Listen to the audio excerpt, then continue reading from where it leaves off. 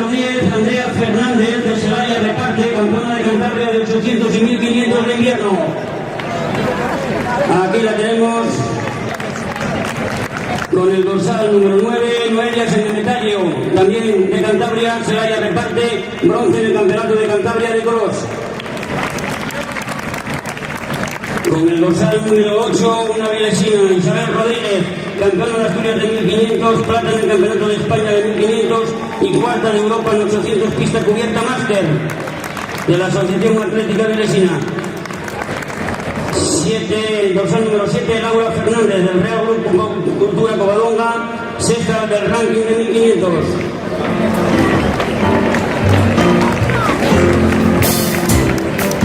Con el dorsal número 6, el atleto que con el primero, Isabel Barreiro, medalla de plata en el Campeonato de España